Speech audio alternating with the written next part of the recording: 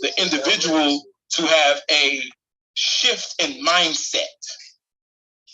A shift in mindset, specifically in any ways, shapes, or forms that we have been overly narrow-minded or small-minded when we have not been able to see past our immediate circumstances. Uranus is coming to break you free from the bondage of your childhood memories. And this is, I'm just doing this, or I look at life like this because this is what I was taught. So this is a very, very good placement because Uranus is able to do exactly what it wants to do in the third house. But the third house, aka the house that's naturally ruled by Mercury, is the house of our concrete mind, the mind that we use on a day-to-day basis, the mind we use to think, to analyze things, right? To read a book. Uranus can work, it's almost like it's best here. Because now the higher mind and insights and revelations and all of the things that are coming through that are trying to get you to condition your mindset to easily flow through it. As long as you accept it. Specifically your mindset and the way you think when it comes to Taurus things. Resources, your value, your self-worth. Where have you overly find yourself down to a certain way of thinking when it comes to these things? How has your childhood, how has your past, how has what you were taught affected your mental attitude towards these things? Communication. See, Uranus transit in the third house, oh, it's going to be a lot of unsaid things. Now I can free myself from having to suppress these feelings, and now I can communicate things that I probably didn't even know I could say. Now I'm out here saying this to people. I'm really telling people my truth. I'm really standing in my independence and my freedom when I communicate with them. Right? Transformation in the communication. Sometimes Uranus in the third house could have you be prepping to move because Uranus is going to go in your fourth house in 2026, which will mean changes in your home or changes within the environment that you are comfortable in. So a lot of prepping to move or been thinking about moving or shifting out of our immediate environment also becomes the case of Uranus in the third. And a lot of times we want to do that because we feel like this is going to be aligned with our true self, our higher self, but we're feeling called to move or get out of our immediate environment. Yes, shifts and changes and things, the relationship between your siblings and relatives, you and your siblings and relatives can change for the better or change for the worse. But at the end of the day, through this communication with the siblings and relatives and friends, there could be a heavy emphasis on your individuality, your independence, evolving, growing out of the attachment that you may have to your immediate environment or your immediate circle. It's another thing that Uranus comes through and challenges us to do. You know, when we talk about communication, how are you communicating to yourself? How are you communicating to others? Right? These are things that Uranus comes through and is really wanting to shake up on the foundation of what Taurus represents. Again, value, worth, resources. Value, worth, resources, self-sufficiency. Even on the lower octave of Taurus, stagnancy, inertia. Doing things, continuously doing things when you already know the outcome of it. Repeating the same behaviors over and over again. Right? That are Uranus shifts in perspective, shifts in concept. What is in the third house transit? You can also, you guys have this transit, switch up day-to-day routine. Yeah. Because you ever notice, you guys, when you're in the third, every time you keep on trying to take that same route and keep on trying to do the same thing, there's always some type of detour. There's always something getting in the way, and you can't continuously do the same thing that you've been doing. You can't keep probably like a grocery store every Sunday. Something pop up, you can't do the grocery store on a Sunday. The third house is also going to be dealing with the way in which we manage our time on our day-to-day. So a lot of times you're in the third house trans people are also being faced with disruptions in their routine with how they manage their time. Because Uranus in the third is saying it's challenging you to become the authority of your time. Are you on somebody else's time or are you on your own time? All right, or what is inhibiting you from being on your own time? right? So there will be a lot of disruptions, a lot of changes in day-to-day flow. Just go with the flow. Find a flow of time that works for you. That's yours. I gotta let him explain what it's doing. Michael, you there? Anything to say before I move to the next person? Right. Yeah, and then he spoke that straight to me. Right. And so I got to tell my mom, it's just like my bathroom, my phone broke, and I didn't get the bake man got it.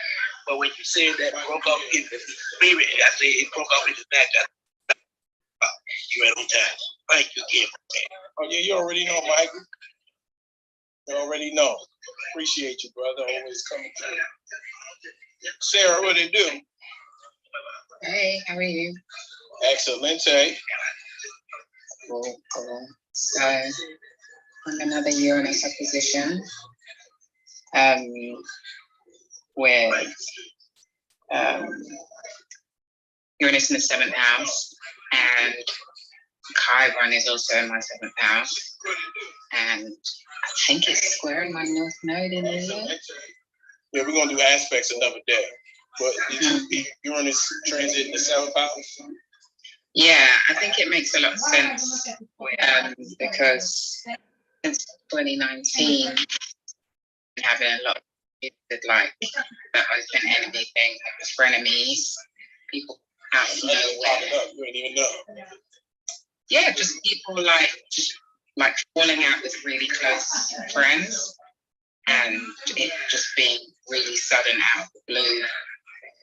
And I didn't realize that was happening. I didn't realize until today, until you said like from 2019, I didn't even realize. So those kind of things are definitely happening recently and since 2019. So home life, like fire in 2019, a lot of change.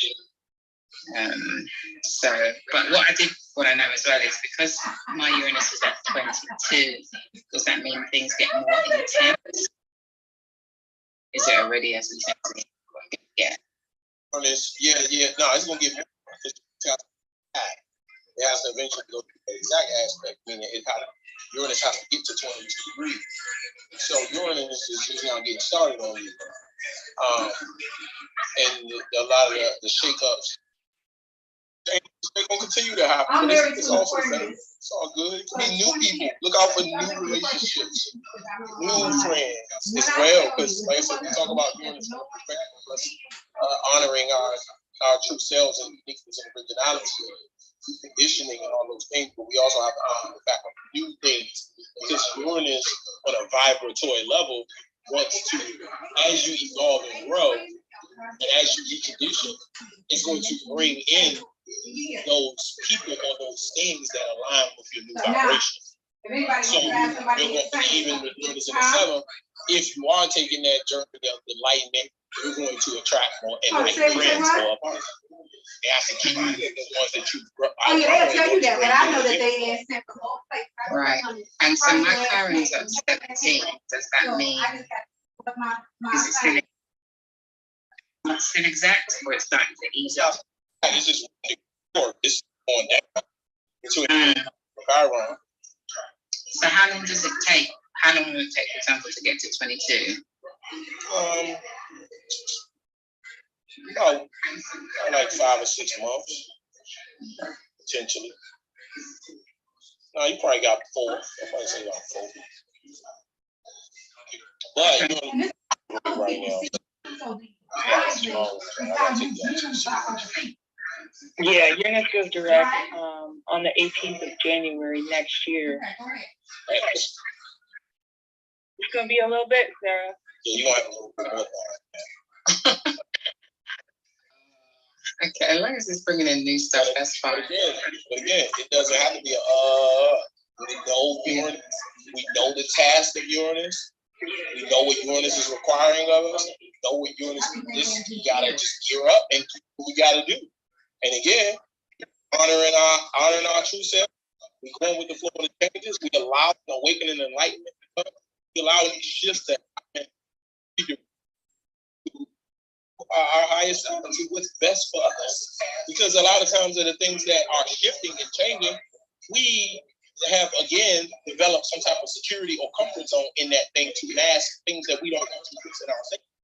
So a lot of times with being in the seventh house, you know, we could be, yes, it could be some changes and shifts in your relationships, in your friendships, but you probably know that this person is not best for you anyway. So what are you trying to hold on to it for anyway?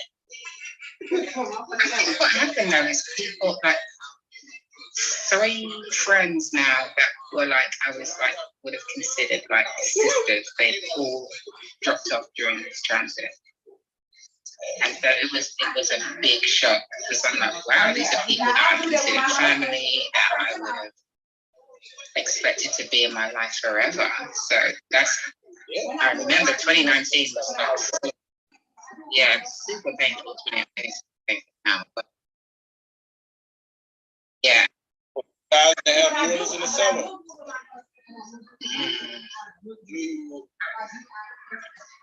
you have to shift your concept and understanding of relationship. When we start going through all 12 of these houses, we have to decondition. Uranus is non-traditional. So if 7 house, if you are in marriage, and you're going to be cheated. If you are and friends for life, your friends will protect you so that you can get that lesson of passion. Of I don't need to be overly attaching certain aspects of myself to the idea of this connection or this bond. It will do it on purpose. It's so ironic how Uranus rules awakening and enlightenment, and it also rules infidelity, divorce, breakups. Because no matter how much that stuff hurts, it's necessary for your growth and development.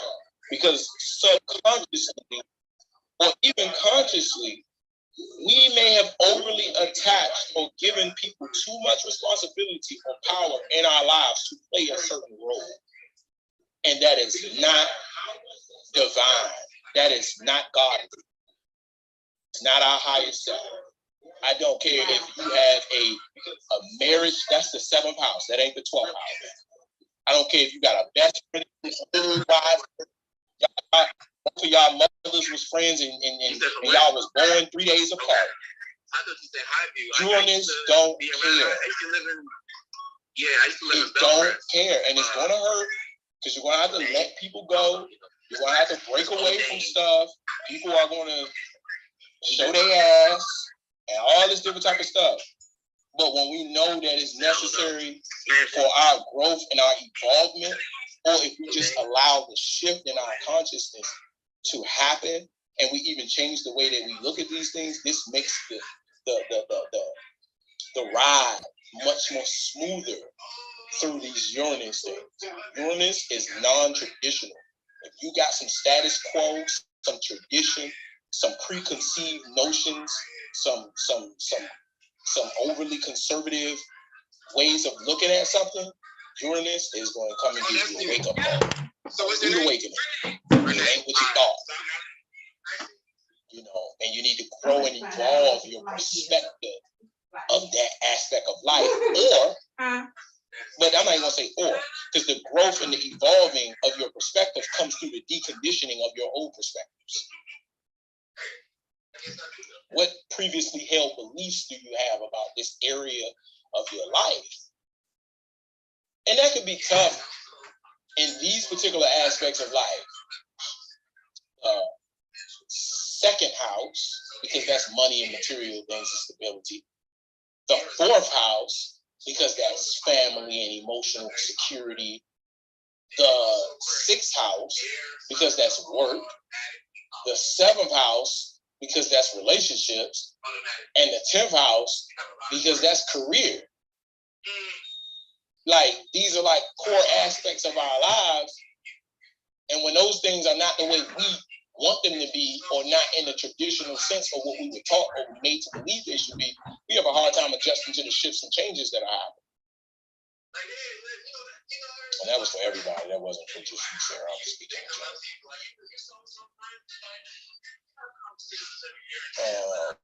But yeah, that seventh house, I'm going through the seventh house. And I'm telling you personally, I mean, you talked about this because you're one of my students. I'm just going with the flow. Whatever shifts and changes are coming up in my relationships, whether it's family, whether it's friends, whether it's more personal with women, romantic, allowing it. Yeah, romantic. There you go. Whether it's romantic, I'm just going with it. But at the same time, through this journey, Sarah, and me and you, like we talked about this, whatever is aligned with me being able to have what are the virtues of Uranus? My freedom, my autonomy, my individuality. At the same time, whatever aligns with my true self, those are the people I need to be around. It's really that simple for me. And whoever needs to be let go, I have to address inside of myself where I have been overly attached to these people or given these people dominion and control and a space in my life to hinder me from my truest self, regardless of how good it feels. Yeah, I think there's, I don't know if it's this transit, but there's like a kind of, and I'm definitely in a what am I doing with my life stage. So yeah, I'll see what happens. Yeah. Cool. Thank you. Hey, it's so crazy, April, that we sitting here doing the Uranus room, but it's so dope how, like, even like some of the stuff that you do, the shadow work and stuff, it all applies. Like, you see how it's all just all encompassing. Like I could talk about Uranus transit in the seventh house, but then there's some shadow work that has to be done on that transit. Yes. I did, girl. I love it. I love it. I can't wait for Wednesday, Monty. I cannot wait for Wednesday. You just gave me an idea. Transition shadow work. Text it to me, April. Wait, we gotta do Chiron. We gotta do Chiron Wednesday. Gotta do Chiron. Yeah, we got Chiron on Wednesday. Yeah, I can't wait. And then we can do. Yeah, I'm here for transits. It's hard for me to pull away from this room right now. I love it. Always feeding us. Always feeding us. Gratitude. I mean that from the deepest part of my soul. Gratitude to you. You better breathe and take this one in too. Gratitude. I receive. I accept. I'm letting it flow through my energetic space. Cause can you imagine, y'all, if our parents were afforded spaces like this? Man, can you imagine if our parents were afforded spaces like this? Don't take this for granted. These are gems. This is priceless. I know people who have been in therapy for innumerable, okay? And no knock to any profession or any practitioners. That's not my point. You just be grateful, be in gratitude, and show gratitude. I'm telling you now, Vontae is my friend, but I will also be hitting up that cash app. You understand me? So I just wanted to say that because I appreciate you. I appreciate that. I appreciate that, guys. Yeah, if you do want to, you definitely can send a donation or whatever you feel on your heart to the Cash App, Venmo, PayPal if you want to. That's not something I promote because, like I always tell people, I'll be on here talking, by myself. This is what I do for a living. But I definitely do appreciate any, tips, donations. I really, really do. Let's get it on to the next. I'll say we talked about yours, right? Yes, I did have one quick question though. So Uranus before this 7-year transit, is it descending or ascending? So was it in I guess it would have been 7th house before this, or was it 5th house before this? So it was in Aries. So wherever Aries is in your chart would be where it was. Oh Lord. Okay, so I'm gonna have to do the virtue. I was just curious, because a lot of the relationship stuff that you guys were talking about. Go ahead. It was in your fifth house. So Okay, fifth house okay. is dating and romance. Okay, so it was in my fifth house before. Okay. Yeah. So 3 years ago, it was in your fifth house. Okay. Probably why the dating and romance, and also it could have been an aspect of your Venus in some type of way, shape, or form. You get a check. You get a check. You get a check. Okay. Yeah, because I had a lot of that going on. Where actually it was more 27. Well, yeah, which would have been that time 2017. So okay. Yeah. And see, this is how you can keep track of these things. The law of Keep track of reciprocity is the real. past and the present and the future to kind of track your growth and development and what you've learned and all those things. That's a beautiful thing about these transit. I'm gonna say, Stacey will tell you, I don't spend my time We got talking yours, about right? We people. did. Like, Yours was, I I'm think, very, 6 hours. very No, mine was in the 8th. And Stacey is. Oh, yeah, you was part of the 8th house gang. Stacey is. But you don't if just you talk to could Stacey. People drop just some talk more to Stacey. gems. Just talk to Stacey. You don't just talk to her. Or That's fine. People can't just talk to you. People just cannot talk to Amorous, you what because it do? they don't understand where you're coming from. So they get lost trying to talk to you. Amorous. All right, cool. Let's get to Vera, what it do? You got Uranus in the 7th. We talked about it. And he's saying, yes, Tell us he your was story. talking about it. That's just what it is. Vera, you're in the building. Vera, you're in the building. All right, cool.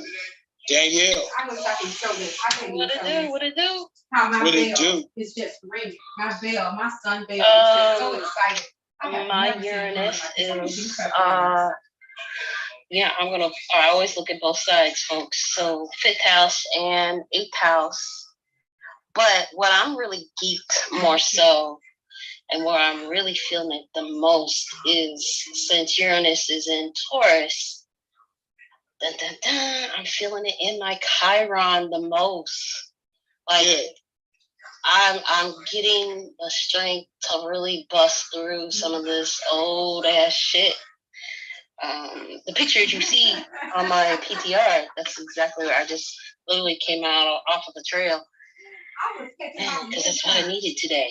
And it's dope. It's dope. I'm feeling charged up. Don't have much words, folks. So, you, in your actual natal birth chart, right? Uranus is transiting your 5th or your 4th? 5th. All right, 5th. Yeah, so 5th house, Uranus transit, people. If anybody has this, you are dealing with, let's understand the realm of reality we are dealing with here with Uranus transiting the 5th. Yeah, I just got off this morning. So again, we gotta understand I done took pictures what's of about going 12 on. flowers this morning. You understand what area of life we're dealing with to understand what's going on. So, when we talking about the 5th house, right? What we're talking about here, guys, is we are talking about anything that is centered around the self-expression. How you express yourself on a conscious level, though. On a conscious level. See, this is your conscious self-expression. See, the 5th house is directly kind of linked to the 1st house in a sense of self-identity. Right? So, your self-expression. You see what I just we are also dealing with in the 5th house creativity. Your creative self-expression, your creative abilities, your creative endeavors. It don't seem like I was working, right? but I've been working. So anything creativity is going to be. What's up, Monique? You waved at me. I wish I could wave back. But also in the 5th house, we dealing with children, right? Which is an extension of your creative force. So a lot of times people can be dealing with things with their children when Uranus is in the 5th, or just them being a parent overall, because it's an exchange in the 5th house, an exchange between parenthood and children. Also in the 5th house, we talk about dating and romance. The people you are attracted to overall is the 5th house. And a lot of times this turns into romantic, things. But when we talk about this dating and romance, we're talking about right courtship. Like, what kind of person do you like that you want to go out on a date with, have a good time with, or even within your actual relationships? What do you guys do for fun and pleasure and enjoyment within the relationship? Because you can already be in one, or you can be single and kind of figuring out your way, right, with that fifth house. So, which leads us back to fun and pleasure. So what you do, that brings you some type of joy, that brings you some type of pleasure, that brings you some type of fulfillment, right? Fifth house. So anytime we're dealing with Uranus transiting the fifth, yes, Uranus is definitely requiring you. This can be very uncomfortable sometimes, because Uranus is basically asking you, again, to honor your true self when it comes to your self-expression. Where have you been suppressing yourself or holding yourself back from being that weird person, being that awkward person? Basically, just being unique and original to yourself. Like, where have you been holding that back? Maybe even some areas of your life where you maybe even want to express and talk about Uranus-like things. Uranus is coming through and saying, no. I need you to honor your true self.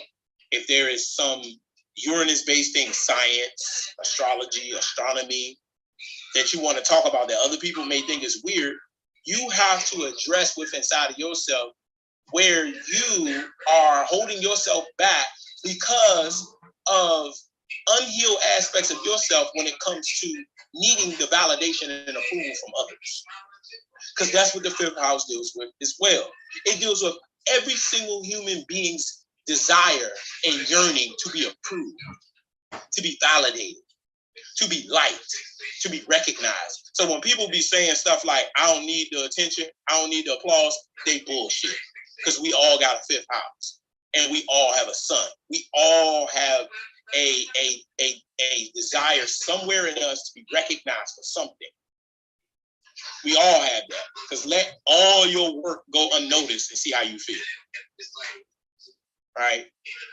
So now you're addressing that aspects of your inner child where you may be holding, again, yourself back because you're scared to be rejected. You're scared that people are not going to accept you. You're scared that somebody's going to have something to say for the things that you are interested in or the way in which you want to express yourself. Uranus is telling you to break free from those chains, break free from that bondage, address the inner, decondition the inner child aspects of yourself that have kept you shackled to other people's validation, to other people's approval. Right? Where do you get excited and exhilarated? Because that's another key word of Uranus, excitement and exhilaration. When it comes to creativity. But again, because people may not receive this creativity, because it may not be conventional, because it may not be things that people like or approve, I am not going to put this creative project out. Got to address those inner child aspects where you maybe were not celebrated for some of the things you were interested in. So, and we're doing this through what? Taurus, value, worth, resources. So that's run through all three of them. Uranus is having you address what resources you have on an internal level, right, to be able to carry out your creative pursuits and endeavors. In order for you to recognize the resources that you have externally. Number two, self-worth or worth, right? What aspects of yourself have you overly attached your worth to outside of yourself when it comes to self-expression and creativity? So now a solid self-worth that's built up on the trueness and the authenticity of you has to be established. And value. What do you value? Right? Do you value yourself? Do you value your creativity? Do you value your self-expression? Or are you looking for that value externally? when it comes to that 5th house area of your life. So a lot of shifts and changes in your personality and self-expression, dating and romance. There could be new partners, new potential partners coming in, right? And these people could potentially be aligned with truly, can you hear me? or they may be a lot more enlightened and a lot more evolved. Well, good job. If you've been doing your deconditioning, guess what? I know You'll that I'm in alignment, because I do a lot of praying and meditating before. I just call people, Take tell me what I those. see, okay? And keep So I on want you to working hear, with I those. want So, you to hear me. but also a lot of So shifts I and changes and have chaos a in your dating life. You could have organization. multiple people interested in you or multiple people you're interested in right now. But that's not a bad thing. Don't let your friends or your family say, "Oh, you got these 3 men that you dating." So what? You're trying to find what aligns with your true self. And sometimes you got to go through dating, romance, courtship, going out of town with one and going on a date with another to figure out which one aligns with you. Or maybe you just trying new unconventional methods in your dating life. Who gives a damn what other people got to say?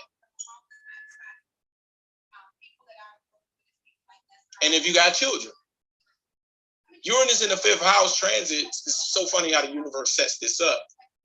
Typically tends to be aligned with around the time when the children are ready to leave the home. So there's an element of like detachment and growing out of your role as a parent for my people that got Uranus transit in their 5th house. Because you could have overly attached yourself to this role of being a parent, and now your children are ready to go to college, they're ready to move in with their girlfriend or their boyfriend, and you are having what they call it, you are having forgot what they call it, but you're having withdrawal, yeah, that withdrawal issue. Empty nest syndrome. Yeah, that type of stuff going on. Yeah, that's the word, withdrawal and all that stuff. Right? You having that syndrome going on. You're having a hard time with the departure, separation syndrome, whatever they call it. Right? So Uranus is also having your children will become way more rebellious in this time too. Your children will be expressing their individuality. They may want to break free from the constraints of your parenting. And you may be challenged to kind of shift your parenting, even if they're not grown yet. You could be going through a Uranus transit in your 5th house. It could be really challenging. That little 5-year-old, that little 6-year-old, that little 12-year-old starting to get a little rebellious over there. You like, man, I'm about to take his head off. But you also got to honor where you are being overly rigid or overly traditional in the way in which you may be compromising or hindering their individuality. Right? This is a famous line I've seen with people with Uranus in the 5th house. You a child, you ain't got no feelings. Right? Child is being rebellious. They saying how they feel what's on their mind. Or he's sticking his chest out. Yep, it's that type of energy going on. And it's forcing you to change your parenting style. It's forcing you to adjust, to move to different methods of parenting. Right? Awakening and enlightening you to really truly understand that you don't own your child. You are a co-creator with the ultimate creator that brought this child here, but it's not yours. So there will be an element of departure, detachment, disruption in the relationship between you and your child. But it also could evolve and grow if you would go with the flow, see? You could start learning more about your child and learning more about yourself and growing and evolving as a parent if you embrace the shifts and changes that's going on with Uranus in the 5th. Also, for my Uranus in the 5th house people, transit, all right? Be open and receptive to the insights and the revelations that are coming through that are helping you with your creativity. See, because let me piece this together for y'all. Because right now, a lot of you Uranus in the 5th house people transit are having financial problems. Trust me, I know. Because you are either a Sag or Capricorn rising. Meaning Pluto is in your 2nd house. So you're going through financial stability crises. But peep how this work right here, though. Peep how the universe don't just leave you hanging. You just got to grow and adjust. Uranus is in your 5th house trying to show you and awaken you and give you revelations and insights into your life to show you that you can create your stability and your comfort and your resources through your creativity. You got to start getting creative to make money. You got to start using that creative force inside of yourself to get your stability and not just respond to the crises that's going on or the changes and the uncomfortability that's going on. You're getting massive insights right now about what you can create. Use those. That will get you out of the quote unquote crises you're going through. Because remember, Pluto and Uranus are directly linked to each other. Well, Pluto wants you to get down to the core of your authentic self and be in alignment and in integrity with your life. Uranus is the first step to doing that by getting in alignment with your true self. So with a Pluto in your second house right now, you may be into a job or into certain things that make you money that don't necessarily align with your core self and your core values. Second house, Taurus, Uranus, Taurus. So what aligns with your true values and your true worth? Take those insights and revelations and start creating. And don't give a damn what nobody got to say about these things you created.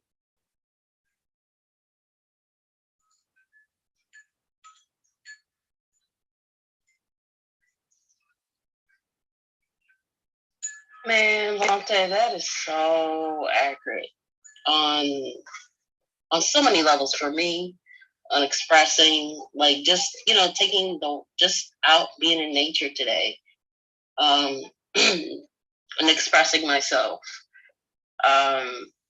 finding creative ways to express myself, and the projects that I am currently working on right now. And there are a lot of children in my life that are like children to me.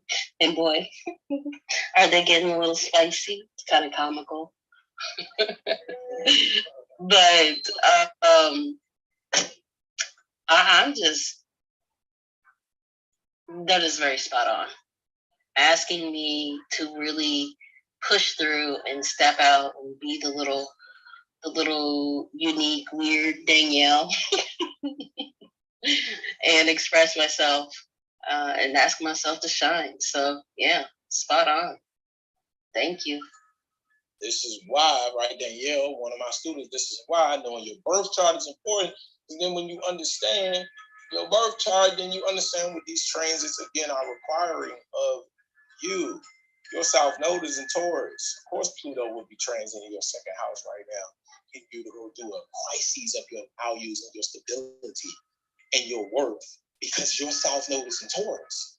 What you're supposed to be growing out of, being overly attached to second house things, is in divine timing. See, when we know our charts, we know the timing of our lives. And then we know in this present moment, I'm going through this because this is trying to help me and aid me into stepping into this, which is your North Node in Scorpio in the damn 10th house. How can I realize my true deepest power and create and cultivate something that is uniquely my own? Scorpio, exalted in Uranus. You have to honor and know your true power before you can ever create something that is uniquely your own, which is why I have to take you through a crisis of your stability and your comfort, because with your South Node in Taurus, you may innately focus on that area of your life at the detriment of your highest self. Man, that is so accurate. As you already know, I went back to my 9 to 5, and I already knew ever since I've been there. It's been kind of interesting. It's been a challenge just to get me back into the system and to be able to do my job. And it's just like the universe is just telling me, like, yeah, we already know you're not supposed to get comfortable. This is nothing but just to be a stepping stone to take care of the bare minimum. Don't be tripping out and looking at it like it equates to your value, because that is something that I used to deal with. The amount of money was supposed to equal my value. No,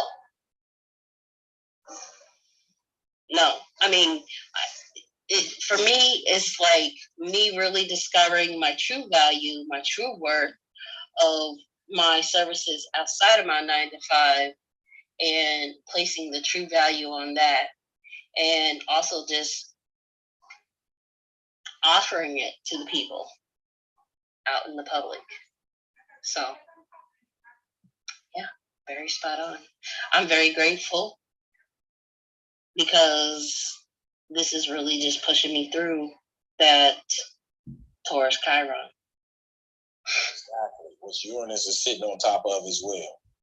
So addressing those things from the past, subconscious obstacles, all of those things in order to move through that. And this case also showed me like how you always have preached and showed us that your South Node never leaves you. It never leaves you. But also at the same time, it's like it's always there just to help me for what it needs to be done. My soul is urging and calling for so much more. And it's pushing me in that direction. Mm-hmm.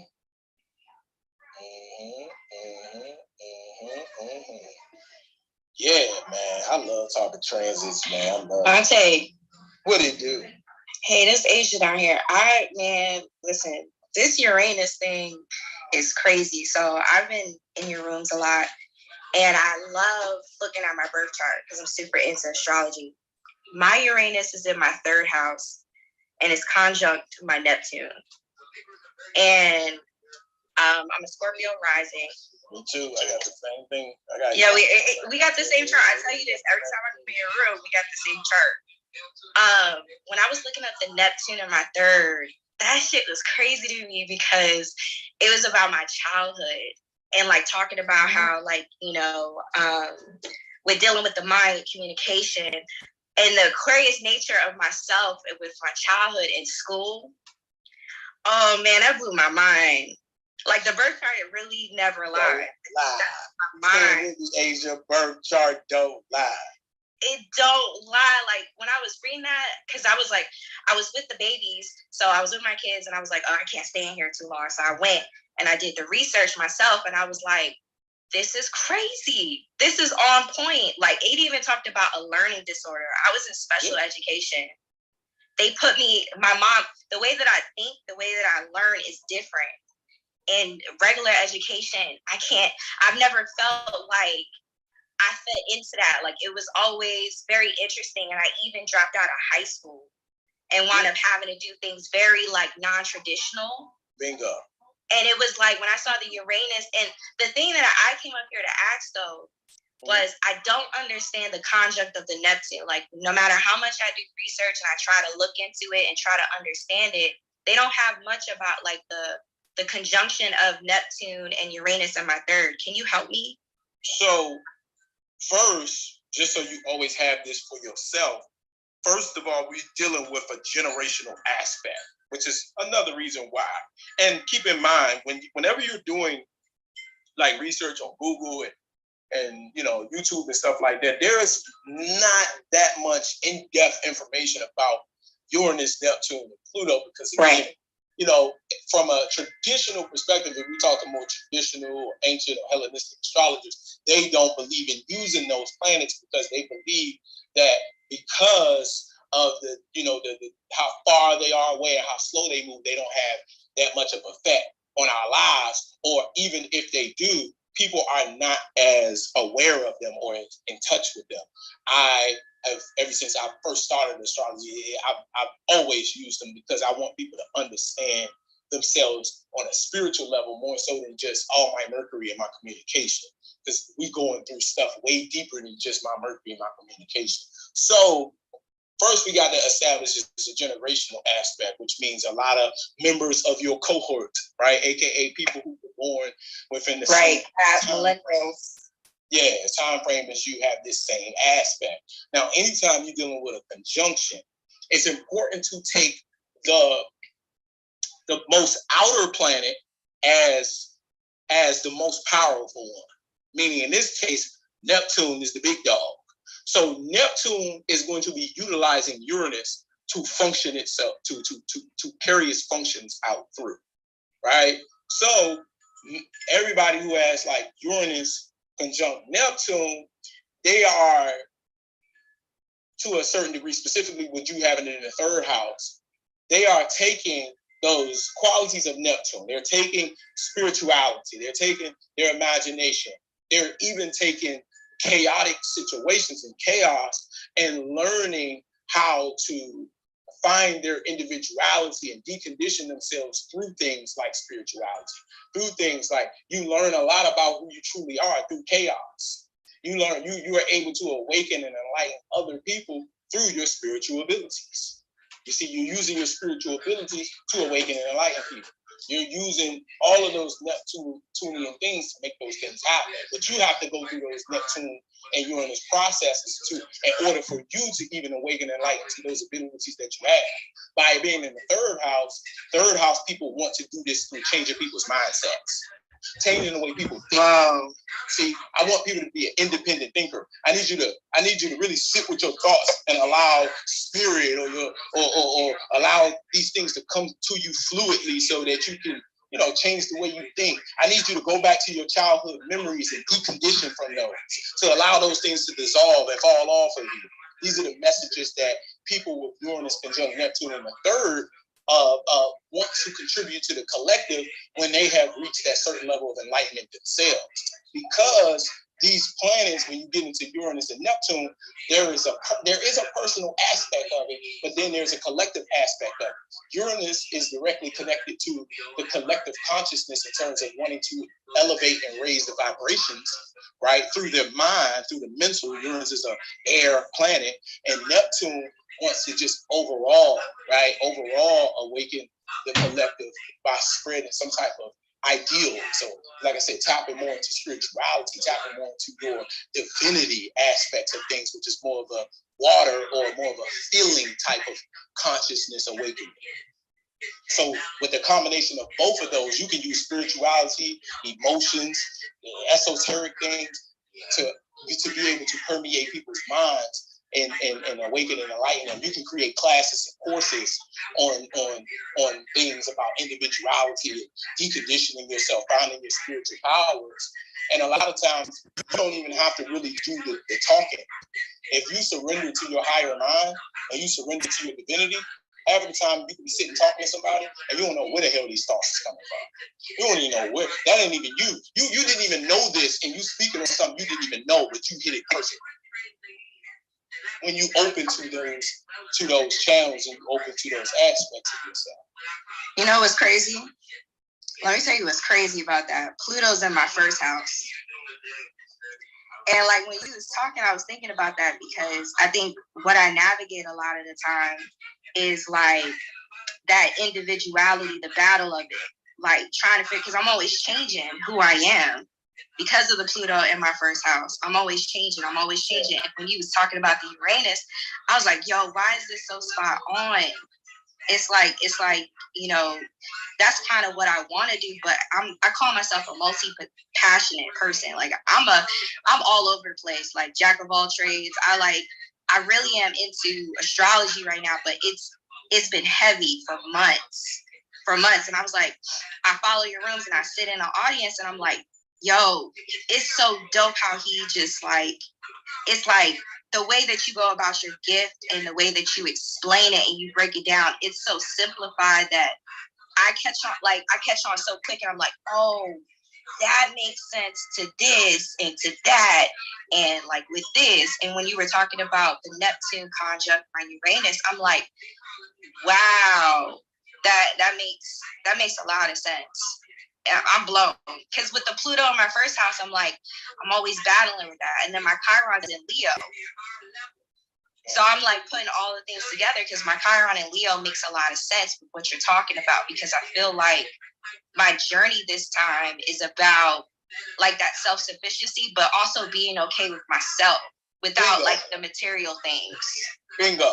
Not only that, see, with Pluto on the first, that can be one of the most challenging placements because Pluto on the first is asking you at all times to check in with yourself as to how you showing up. Is this aligned with the authenticity of you?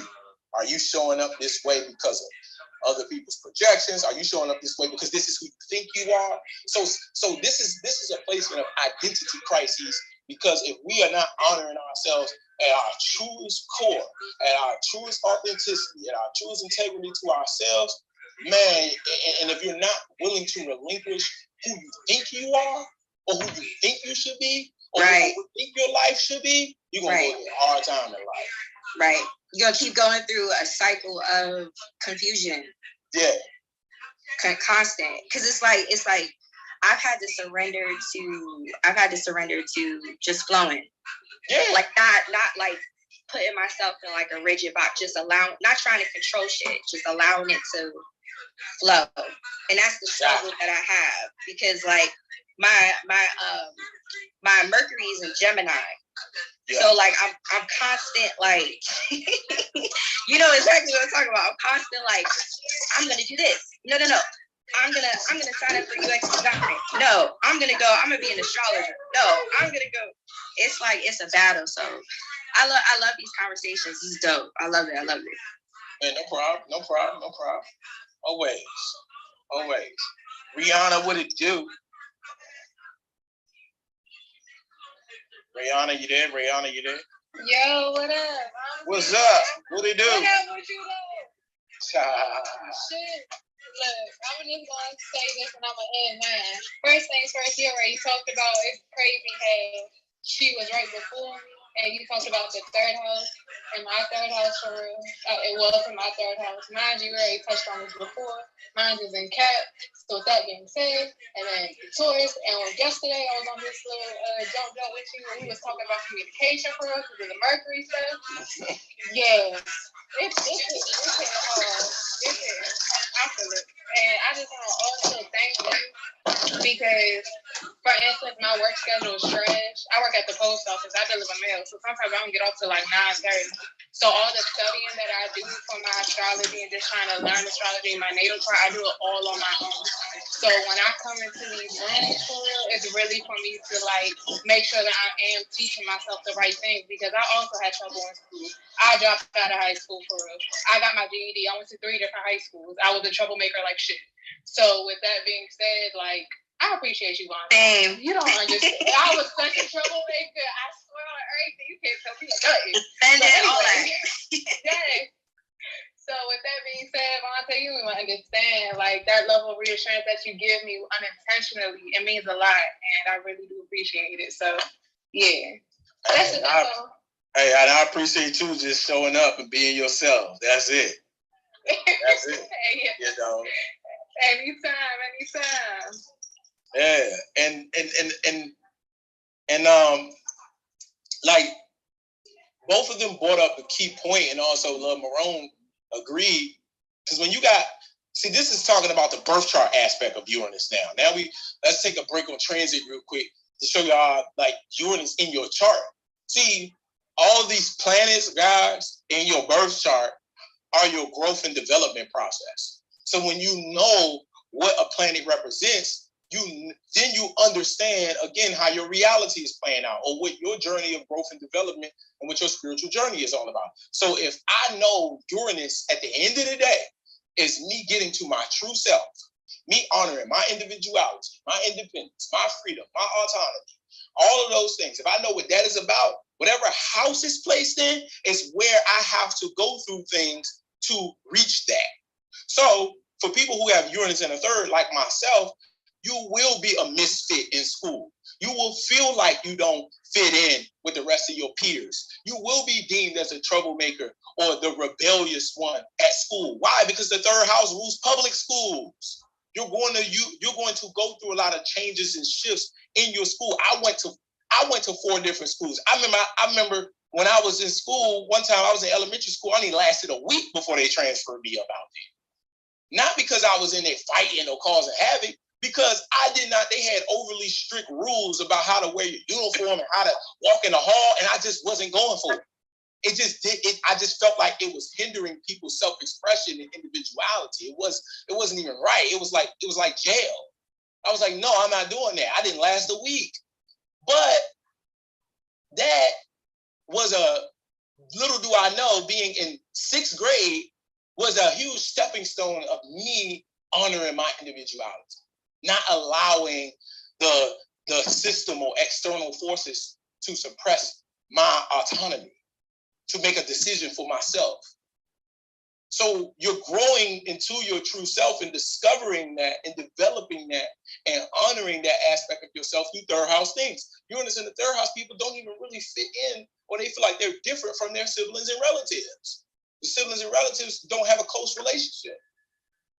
Sometimes it happens that way. Uranus in the third house. You can have friends, but you're the different one. You're the one around your friends talking about astrology and talking about all these different things, because the universe is trying to teach you, no matter what your friends are into, you still be you and still have these friends at the same time. Your immediate environment, you can grow up in an environment that is not necessarily aligned with you. You don't feel like you fit into the neighborhood you grow up in. This place, this just ain't for me. This place don't fit me. The people in this place, it's just not aligned with me. But you still have to learn how to go through those experiences in order to know who you really are. You got to know who you ain't in order to know who you are. So then Uranus in the third house people try, as they grow and develop, put themselves into environments that are conducive for them, that fit their truest self, because now you know your true self. All right, I could go on for days, but Uranus is the journey of finding your true self. Universe, again, and these planets don't care what measures they have to take for us to go through that. So yes, I'm sorry, Uranus, some of you guys with Uranus in the third house. I'm sorry. I'm sorry if you was the black sheep in school. I'm sorry if nobody wanted to talk to you or nobody wanted to listen to you because you had, you were interested in certain intellectual topics. And I'm sorry if you didn't have that many friends or whatever, however that is, the universe don't care. But did you find your true self? Did you honor your uniqueness? Did you honor your originality? That's all it's about. So, absolutely. I love Shanae talking to y'all. Leah, what it do, Leah? Hey. What's up? What's up? How you feeling? How you living? I'm doing great. How are you? Excellent. Leah, are you a Libra rising? Do you have any Aries in your big three? No, not at all. No Libra, no Aries? Capricorn, Sun, Aquarius rising, and Pisces moon. Oh, okay.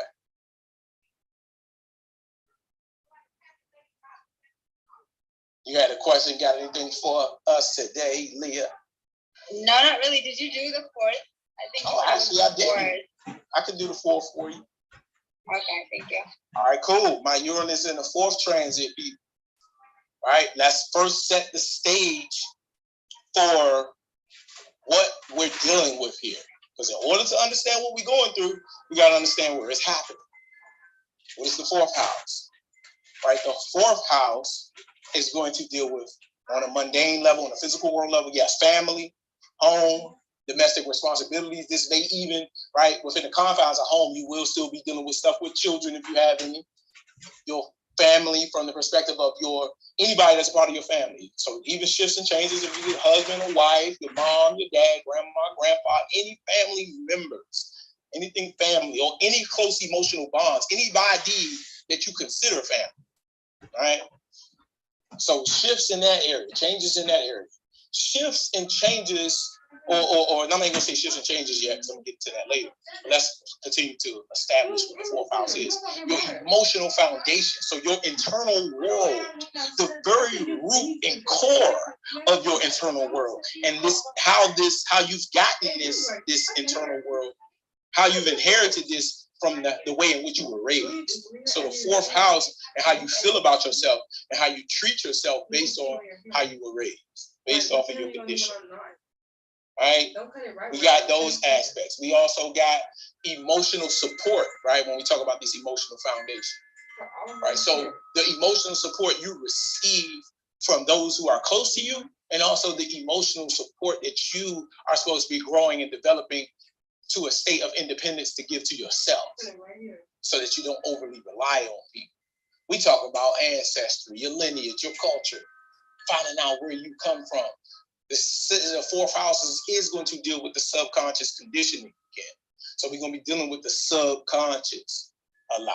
The past experiences and things of that nature is always also going to be the fourth house. How these past experiences have emotionally affected you. And then also your emotional comfort zones. It's also going to be the fourth house. So yes, when Uranus is transiting someone's fourth house, there will be shifts and changes in the family. Sudden shifts, sudden changes, sudden disruptions, right? This could be arguments and disagreements, or this could be a new addition to the family. But there will be like sudden shifts and changes. Uranus in the fourth house is another mark of moving, right? Because now I feel like I need to detach or get away from my family or my home environment, right? So it could be a change in that, right? It could be something that comes in and forces the change. Maybe you always thought about moving, but didn't move, but maybe something happens and it forces the change for you to say, you know what, now I gotta move. A new opportunity could make you wanna move, right? Or even if it's not moving, because Uranus in the fourth house doesn't always indicate moving, it could be shifts and changes in the home, renovating it, upgrading it, changing it around, shifting it around. It could be so many different things here, depending on how it's aspected other planets in the birth chart. But on a deeper level, Uranus in the fourth is working for you to evaluate and examine the way in which your past, your conditioning, and your parents have influenced your life. There may be some things from the past that you may have to break yourself free from. There may be some things from the past that are suddenly popping back up in your reality that you're going to have to address. It may trigger you emotionally or whatever. Uranus in the fourth is challenging you to break free from emotional codependency from family or anybody that you have an close emotional bond from. Uranus in the fourth house could create a lot of loneliness and being separated from people because it's trying to get you to establish your own emotional foundation for yourself so that you're not overly emotionally relying on other people. Where have you not been emotionally independent? Right? It's Uranus in the fourth. Right? Where Uranus in the fourth comes through to shake up your emotional comfort zones. Where have you been overly attached to a form of emotional security that is hindering your independence, your freedom, your autonomy, and your individuality? Where are you not honoring your true self just to stay comfortable, especially when it comes to family things? Where have you allowed the close relationship to your family to again hinder your autonomy, your freedom, your truest, highest self, right? And again, this is all going to be on the basis of Taurus things. The three key things of Taurus is worth, value, and resources. So let's run through all three of them. Uranus comes through the fourth house to break us free from where we have been overly emotionally dependent and attached to our family to provide us with material comfort or stability. Where has our self-sufficiency been hindered by our family or anybody that we have a close emotional bond with? Or where have we been hindering other people's self-sufficiency to feed our ego needs? Maybe it's time to let go, mama. Maybe mama can't live off you no more. Maybe it's time to, let that brother do his own thing. Or maybe you've been attached to them and they've been running your life from the perspective of resources. Then we have worth. Have you attached your worth to what your family feels about you and about the decisions that you make? Uranus is coming to break you free from those things, or at least to bring a lot of disruptions and shifts and changes so that you can address that aspect of yourself and turn more inwardly to go back into your past to see how your conditioning has influenced how you feel about yourself. Value. Now, when we talk about value, we're talking about values that have been instilled in you from your family that may not necessarily align with your higher self. What is it that your family values or that your family has put into you, which is going to be traditional, because values tend to be very traditional, that has inhibited your individuality, your freedom, your independence, and your autonomy? What values that you have instilled into the root, into the core of you that don't align with you anymore, that need to go, that come from your past? Have you attached your value to your family and these close emotional bonds? Uranus is coming to really shake up the subconscious, while at the same time providing you with insights, downloads, and revelations, and aha moments to be able to connect the dots of what you need to do to move forward in your life in this particular area. There you go, Leah. Yeah, I know. I was just saying, you might. Thank you. No problemo. K-Ro, what it do? Yeah, and then some. K-Ro, Hey, Monte.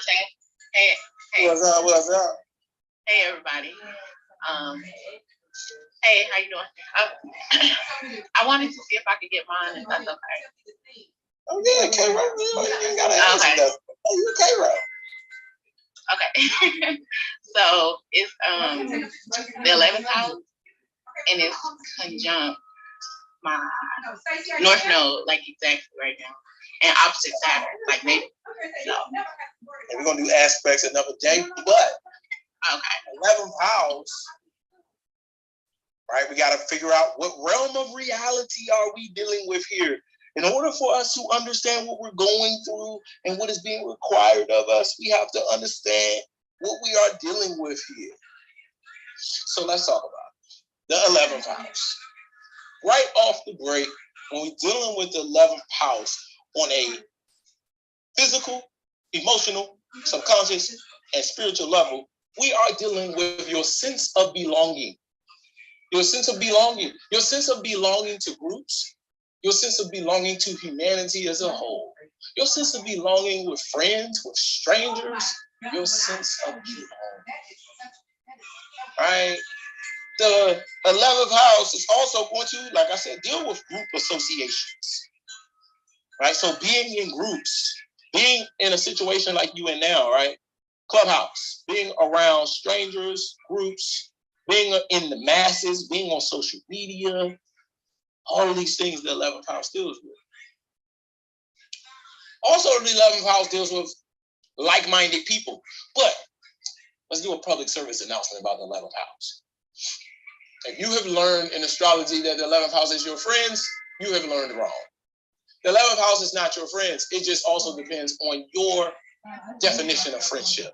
If you are looking for loyalty, if you are looking for commitment, if you are looking for someone to be about you as a friend, don't look any further, because you will not find that in the 11th house.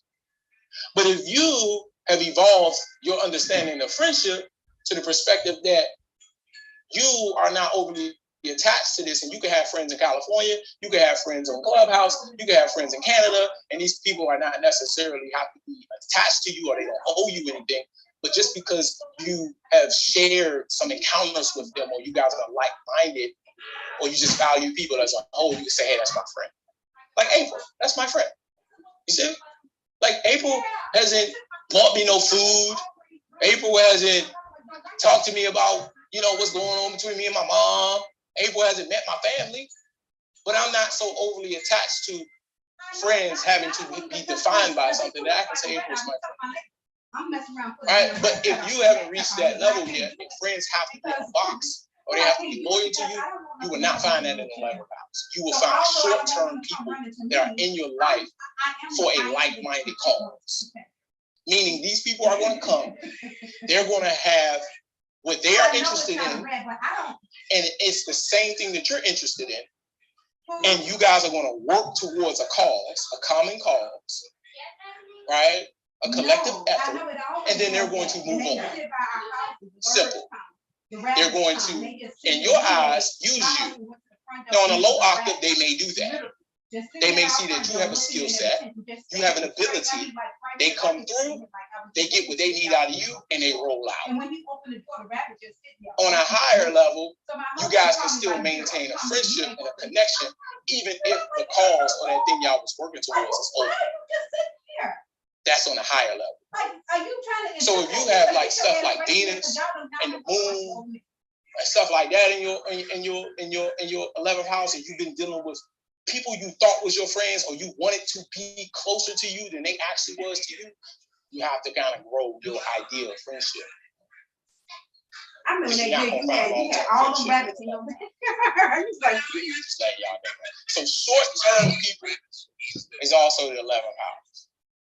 People that come through for a cause, that are like-minded, that serve their purpose and move on. 11th house is also dealing with collective service and what you feel your social responsibility is. Wow. What you feel like your responsibility to the collective is. Your social role. So anytime Uranus is transiting somebody's 11th house, you are being challenged to embrace your uniqueness, your originality, your independence, and your autonomy within the confines of the whole, of the collective, aka your group identity. When you get around groups, when you get around other people, are you being true to yourself? Or are you conforming your ideas and your identity to what the masses are doing, or what the masses want, or what the masses expect from you? Are you hindering or holding back your individuality, your freedom, your autonomy in order to appease or get approved by the masses, which are so fickle because they'll change their opinion about you real quick, right? So with Uranus being in the 11th, you also could be having a sense of breaking away from short-term or breaking away from people who don't no longer serve you anymore.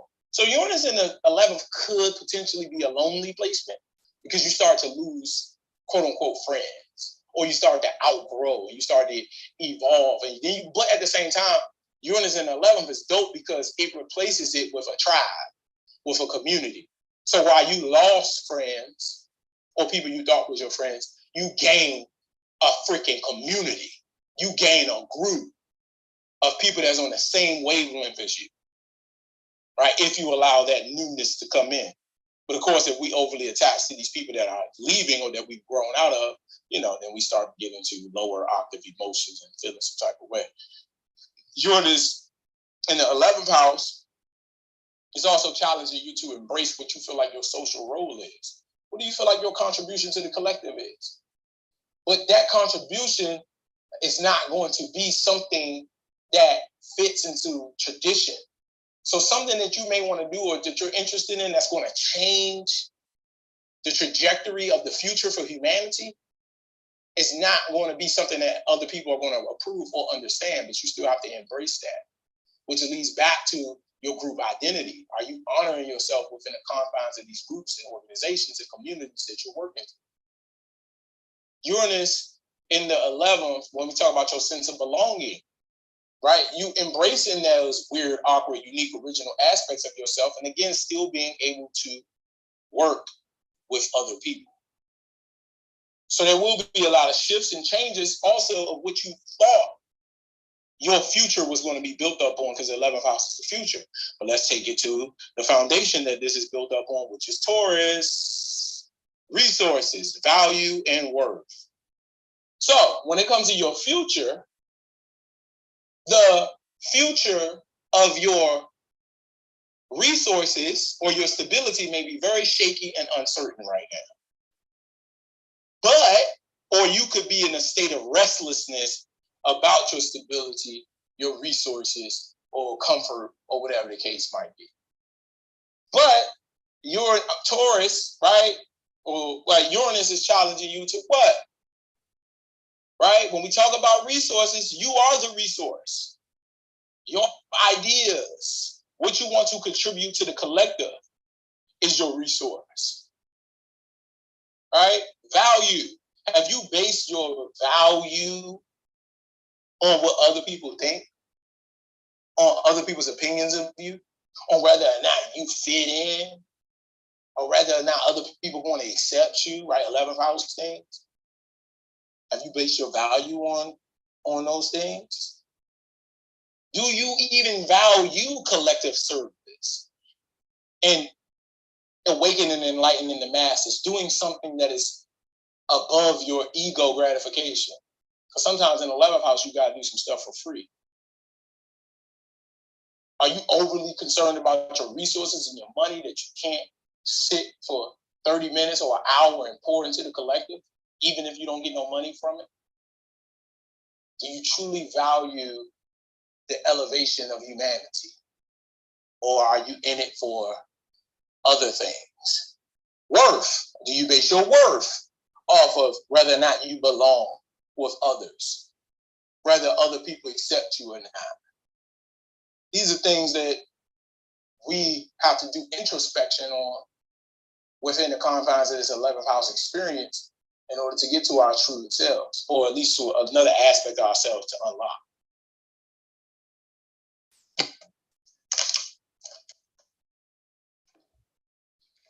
Thank you so much. All of that made a lot of sense, of course, or made full sense, honestly. And I think that's why I was like, listen, all of it, because it feels like so much right now. And my son is there, so it's like all of me, literally. So, yeah. And the value in do I want to like see humanity like elevate and stuff? It's so crazy because, thinking about the Saturn in the opposite house, in the 5th house, that's where I want to stay. And, that's where my South Node is too. So it's like, I do it, but I do it more so in private. But I know that like you said, my tribe and my reach is so much further than that, that it's only like building up all of this shit that's going on like in my life to force me to do it. And I am being stubborn, with Taurus right there. And my son is at 22 degrees. So it's like stuck, fixed, hard, like, nope, not doing it. I'm gonna do it, trying to do it like my own private way. And I do understand that it's time, to evolve. Like Uranus, it's time for me to come out to be who I am, because it's unfair and it's selfish at the same time to like hold all of what I know I have, and for other people, who have similar placements and who feel this kind of stuff right now, like it's selfish to not do it, and then also dare to like complain about it. So thank you. That gave me a lot of perspective. So I appreciate it, of course, always. And I might be hitting you up to figure out some of this. It's all good. You know how we do, K-Ro. K-Ro, that's my cardologist right there. Make sure y'all follow K-Ro. If I need some card insight, I go to K-Ro. So you already know. If you hit me up, I got you. You already know how we do. So yeah. But remember, K-Ro, remember, you're a student. Remember, specifically for you right now, every transit is connected to us being able to carry out our soul mission and purpose. That's why it's important for every single last person in this room and around the world to know their soul mission and purpose and unapologetically follow and honor that. And then when you go through these transits, you'll understand again what is required of you at this time that is going to propel you further into that soul mission and purpose. It is when we do not honor thyself that divine intervention has to come into play. And you don't want that to happen. All right, so it's directly linked to that. Your North Node is in the 11th house. So whatever, again, is specifically for you, I can talk about this now, right? You want to go now? I'm over here now. I might as well go there. insights, revelations, downloads, aha moments, sudden realizations are coming to you about the path you should take and the things you should do in order for you to carry out that soul mission and purpose, that North Node of Taurus in the 11th house. Utilizing those, sitting with those, write those down. The one thing about Uranus, guys, I've learned to do with Uranus being in my third, when I get a insight, or y'all hear me get excited on Clubhouse, I'm like, I actually take those ideas down. Uranus is a flash. So when Uranus sends you a realization or a revelation or something through your dreams, if you do not capture that, it's gone. So it's in your best interest to capture these little nuggets from the cosmos. Do you have a journal? I got a note section in my phone to capture these moments. Because you may not use some of the insights and revelations that Uranus gives you immediately. Remember, it takes 7 years to move through a sign, so you might use something 7 years later. But if you never captured it, how could you know what you need to be? You see what I'm saying? Like, there's ideas and things that I've gotten from a higher source that I ain't even pulled out of the bag yet, because it ain't time yet. Because Uranus is tapped directly into the pulse of the collective. So with these insights and these revelations and downloads are also linked to you awakening and enlightening the masses. Sometimes you don't need to use it right now. But 5 years from now, you want to be able to capture that so you know what you need to do or what you need to use. So again, there could be Uranus transiting your North Node, a lot of shifts, a lot of changes that is trying to propel you on that North Node journey. And a lot of it is centered around resources, value, and worth for you, because your North Node is in Taurus in that 11th house. And your sun is there. Yeah, it's forcing you to show up in your truest self. When a planet hits our sun, it is going to affect our self-expression, our self-identity. This is how this exchange works between a transiting planet and a natal planet. Remember, the natal planet is directly connected to you. So the sun is your self-identity. It is your conscious awareness. It is your self-esteem. It is all of these things. What is important to you, what you focus on, what you get your vitality from, your physical energy. We can talk about so many things with the sun. Now, when a planet comes into contact with the sun by transit, now the planet that is contacting the sun is pushing its energy through your natal planet.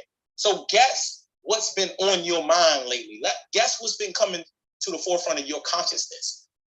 Your uniqueness, your originality, your independence. You embracing the aspect of you, the sun. It's going to send you insights into aspects of yourself where you have not been showing up as your true self within the confines of groups and navigating through the collective. So you have to allow a shift of self to happen. And the only way self can shift is when your consciousness shifts first, which is the sun. So what has to shift? Taurus-like things, like you just said, fixated. Some things you've been fixated on when it comes to how you operate within groups and on the masses, and your social responsibility have to go in order for a new or more truer version of yourself to emerge. So you are going to be a lot more aware of your limitations or your perceived limitations at the same time, because Uranus is opposite Saturn right now. See what I'm saying? It's touching the sun, so you're going to be aware of, this is why you said, I already know. See, I pay attention to what y'all say. I already know is because I limit myself, or I stay private in my Saturn in the 5th house. We're never going to say anything that is not in the birth chart or that is not currently going on in the sky right now. It will not come out of our mouths. Because we not, that would say that we are not connected to the cosmos if it was to happen that way. So now you are aware of your limitations, right? So since you are aware of your limitations, this Saturn opposite Uranus conjunct your sun, you have to also now take what Uranus is trying to provide for you to be able to first still discipline yourself in your creativity, to stay disciplined within your self-expression, Saturn on the 5th house, while also being able to embrace and allow the newer aspects of yourself to still come. You're not going to lose anything in the process. Saturn on the 5th, Saturn going to stay locked in. It's free. It's a frozen planet. You're not going to lose your personality, because that could be the fear of Uranus opposite Saturn transits. I'm going to lose something if I step into this new thing that's being presented to me. You don't have to lose your integrity, Scorpio. See? You're not going, none of your secrets or your private life will be revealed, Scorpio. But you do have to die a certain death of your ego to allow this true self to emerge.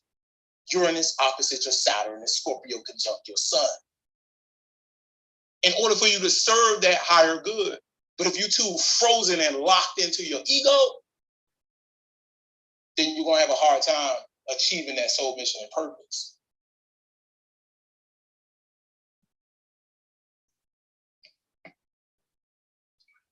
Thank you for going more into detail and all of that. Yeah, that was perfectly said. Yeah, it was just, it's all of that, because it, I can feel like, well, I feel like I can feel like just what's to come, and it's just like, I don't know, it's a lot of course, changes, and yeah, like you said, surrendering certain things. I'm always talking about the way I talk, because like my other placements, but, and that's, it's been that, but it is, yeah, just thinking of all of it, it is very like egoic of me, like what the logic that I'm using to, defend it, to stay like where I am kind of thing. So, thank you, Vante. That made a lot of sense. Oh, yeah, it's all good.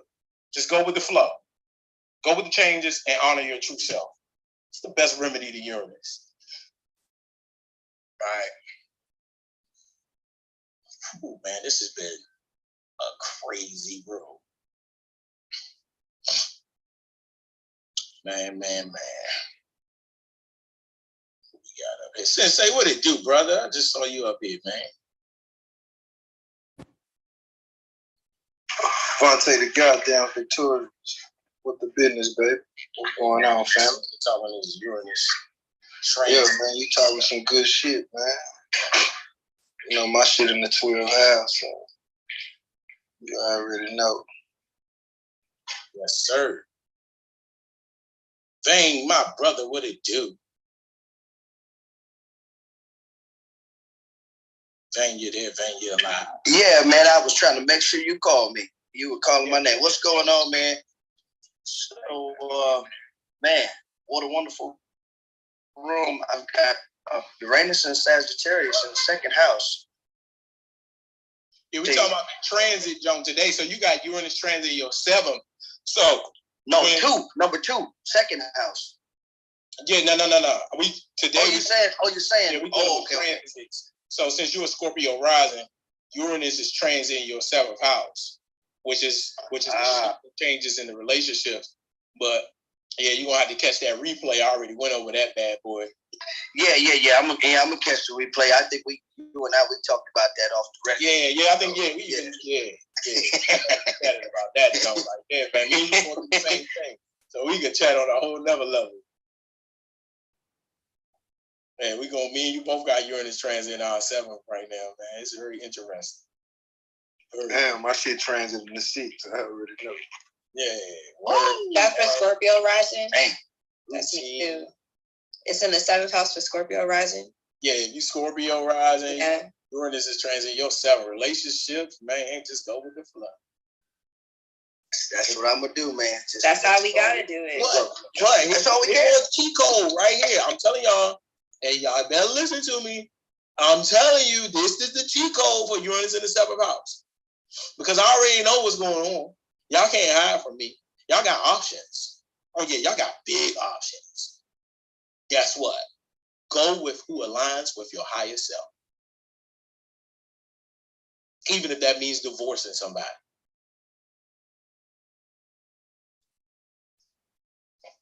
Ooh, it got quiet. I missed it. What you say? I said, here Saw my eyes. Here go the cheat code to Uranus in the 7th house transit. Because I know you got a lot of options right now. You got options. See, I know y'all secrets. You got options.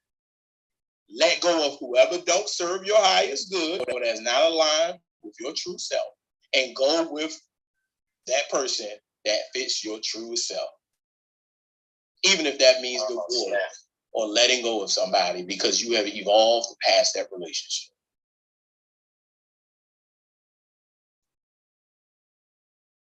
Wow. That will solve your problem right there. Because Uranus in the 7th house, you are suppressing already your need to be free from the relationship you're in. Okay, that's enough. Oh, my bad. All right.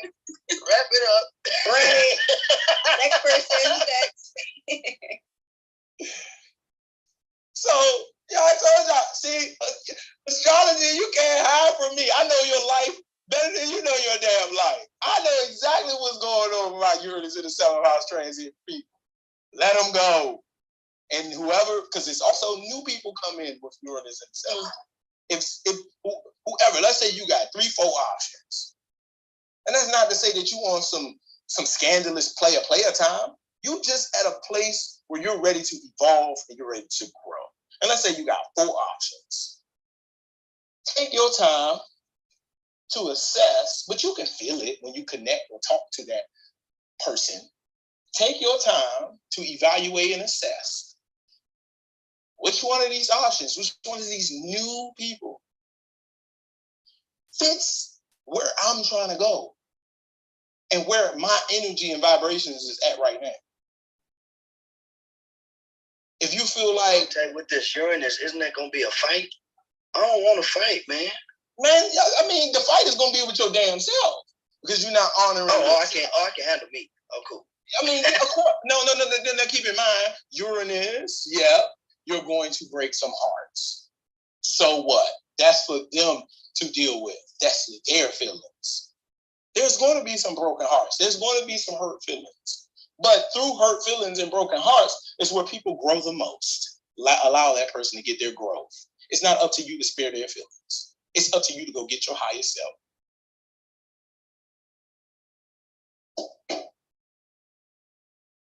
Now let me ask you this one time.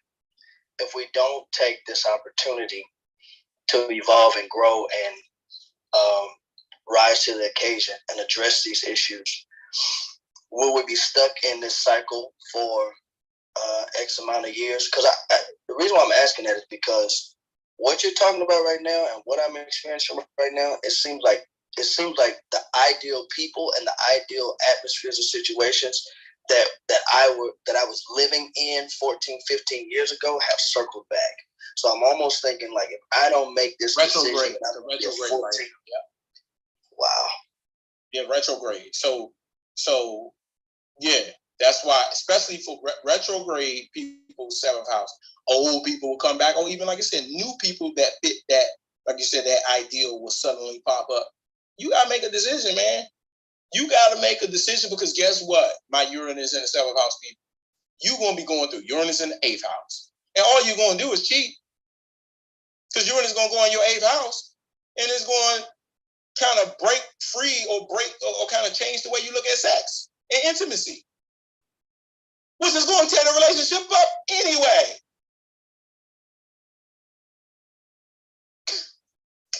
Come on, man. Like, we got to get real. Like, because we are suppressing our emotions. We are suppressing how we feel. It's okay if we are married or been in a long-term relationship and it served its purpose. That's okay, guys. It's okay if we've grown past that. That's okay. It's okay if it no longer fits the vision of where we see our lives in the big picture, or it no longer fits what we are growing and evolving into. Uranus in the 7th house is challenging you to break free from what society has told you relationships should be. Oh, once you get married, it's for a lifetime. Who said that? Somebody put that into play.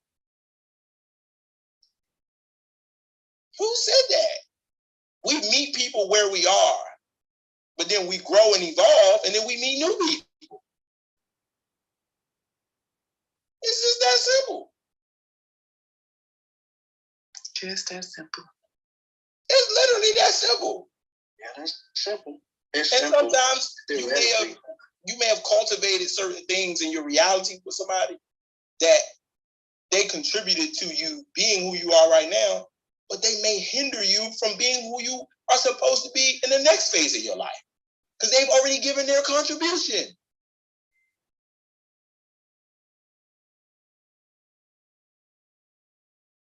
But no, I'm married. No, I'm this. And the whole time you suppressing everything in you to be able to maintain this marriage, knowing it may hinder the steps that you need to take for the next phase and chapter of your reality. I'm just saying Uranus in the 7th house transit. I'm just saying.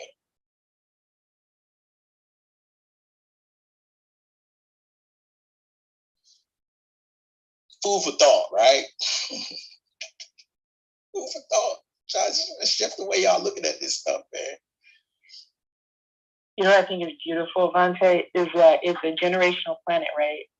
And who is bringing the generational wisdom to which generation here? Y'all catch that?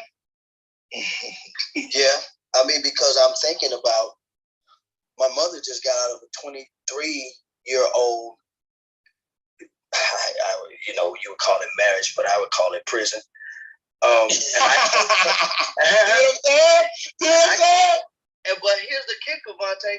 I'm coaching her through it while I'm living, man. While I'm, you know, yeah. So I see the generational thing here. I really do, man. It's you're coaching somebody through something you're going through. We're always going to be presented with people in our reality to reflect our reality.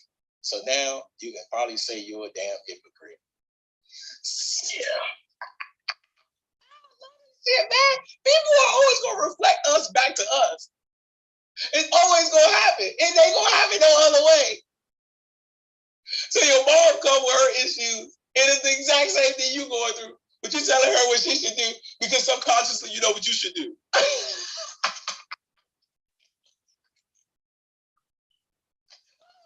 Love it. Oh, I love this. I love sitting here talking to y'all, man. I love every single minute of it. Because we get to learn, man. We get to grow. This shit is crazy. I mean, talk to her through A to Z. Where to put your money. How to... everything. But say, this is crazy. The trust don't lie. Oh, man. Y'all got me over here going off, man. Y'all. Oh, man.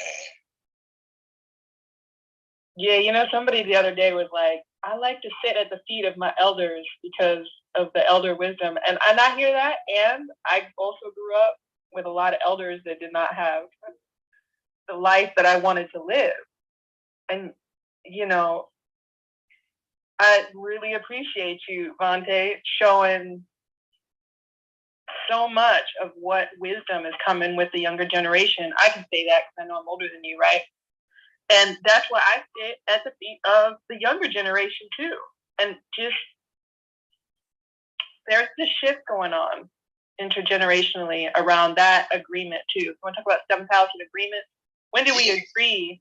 You know, when did we agree that someone who's older than us is authority, right? Or like, there has been the loss of wisdom from elders in community, but look at the younger generation bringing it back. I really appreciate that. I've always said that, but I can't ever stop from saying it because it just continues to be that truth. It has to be said. And I appreciate you. I appreciate the words. I accept them. I appreciate you guys, man. I just want you guys to get this stuff because, like, this is happening, guys. These things are happening. You feel how you feel. You think how you think towards your reality. Your higher self is always with you all the freaking time. Every decision you make, you let's say, for example, if you know, like food, let's say you've been on, your higher self wants to be optimally healthy. And let's say you driving past Burger King. Everything in you says, don't go to Burger King. Don't do it. Do not go to Burger King.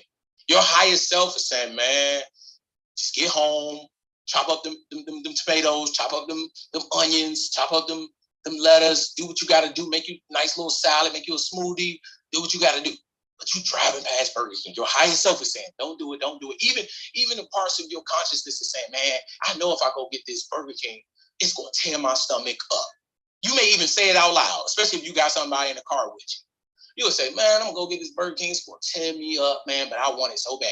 Now, I'm not saying, all right, I'm not being overly strict saying you can't have Burger King, but that you going to go get Burger King might put you back into the same trap of your bad eating habits again. And that's not aligned with your higher self. But you did it anyway. But you felt it, you thought it, you allow it to flow through you, you talked about it, but you still did the opposite. We all do that. All right, we do it with jobs, we do it with health, we do it with money, we do it with relationships. You ever been about to buy something, but then your higher self take over and say, but then you still do it anyway, and then you end up losing that thing or regretting that you bought that in the first place? Like, I'm just done doing that shit, man. I'm not trying to do that shit no more, man. At least to the best of my ability. I ain't gonna be perfect. And I'm not trying to be. But when it comes to me fulfilling what I'm here to do and me knowing that, I can't afford to compromise that with other people, with none of that. I just can't no more, man. I'm done not honoring myself. I'm done. On the smallest things, Elaine, like, I'm done being up late at night and my mind and my body says you're tired, but I still want to work. I'm going my ass to sleep, Elaine. Conserve my energy for tomorrow. Like, I'm just done. You for real? I'm done. I'm dead ass serious, man. Hey, I want everybody to put up some hearts right now for Devontae. Come on, y'all, you don't even know. I mean, if you know, you know. Devontae's probably the hardest worker I've ever known in my life. So your body is ready for that love, and it will continue to come back and serve you in more ways than you can even imagine, man. Yes. And that's what it's been doing. So I'm just done. If it don't align with my soul mission and purpose, if you don't align with it, if it don't align with it, if what don't align with it, if where don't align with it, I ain't doing it. I don't want it around me. Unapologetically, if your feelings gonna be hurt, whatever, I don't care. I'm gonna clock out of this joint one day. Kiwi, what it do, Kiwi? One of my favorite people in the world. Hey, how's it going? What's up, Kiwi? How you feeling? How you living? I'm good. How about you? Man, Kiwi, I've been over here, man. This has been a dope room. Since I've joined, and you've already. Hello, I'm sorry, somebody was calling. But you covered mine. It was transit in my 5th, but it went retrograde back into my 4th. And that's the whole world when I tell you I'm feeling it all, even still. Since it's been back in my 4th house, it's a lot more intense than, when it was in my 5th. Because I feel like when it was in my 5th house, I took that time to kind of like, hey, I was having a lot more fun, but just changing up and learning new ways to express myself. But now it's been back and forth. Like my relationship with my family is a little strained. Of course, I moved away, but it's just a lot harder by retrograding back. But when I tell you covered it all, you covered it all. Man, I'm glad I'm covering it all for y'all. I really am. Because I like to go as deep as possible as I can. Because, man, we going through this stuff, man. We need this information, man. You know, it's important that we know what's going on and what is it asking of us? What is it requiring of us? That stuff is important. So I'm glad I was able to cover all bases for you, give you that insight and give you that information.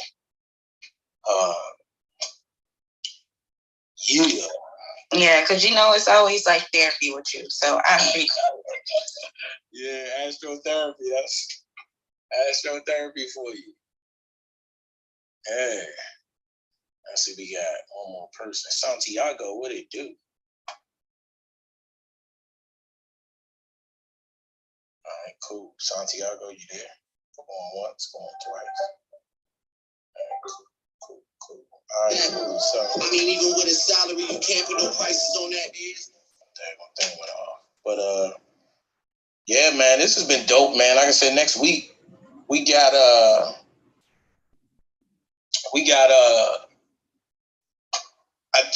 took y'all down a journey, especially if you've been rocking with me the whole time this time here.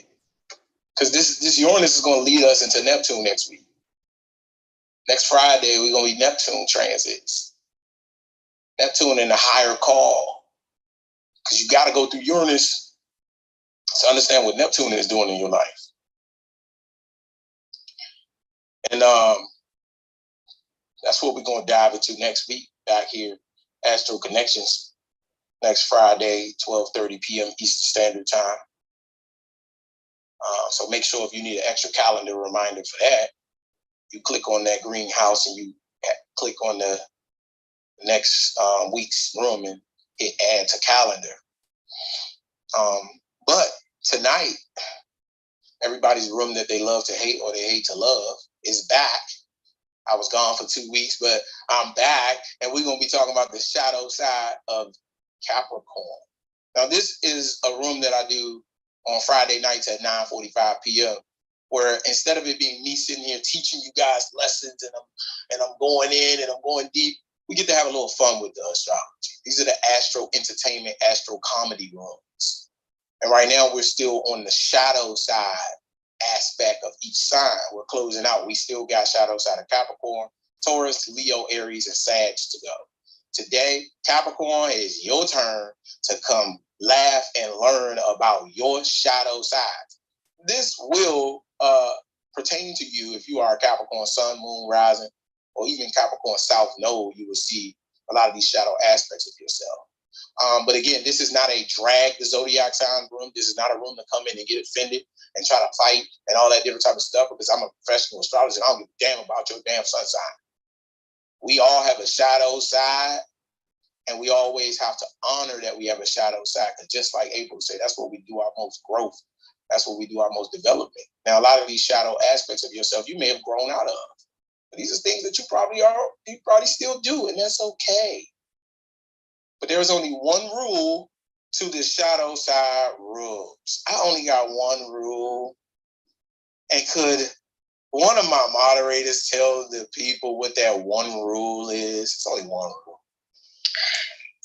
If it don't apply, let it fly.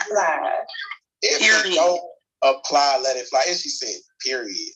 Because when me and Sensei get to going, we ain't trying to hear about what don't apply to you and what do apply to you. This ain't about you. We're talking about the energies. We're talking about the shadow side of Capricorn. Capricorn don't stop or start at you. But what better way again to learn than to laugh and have a good time? And that's what those rooms are all about. Learning and laughing. So tonight, 9:45 p.m., shadow side of Capricorn. Also, like I've been telling people, Birth Chart School, if you've been wanting to learn astrology, you got to come to class. You got to come to class. You ain't going to be able to sit here and just listen to me and put it all together.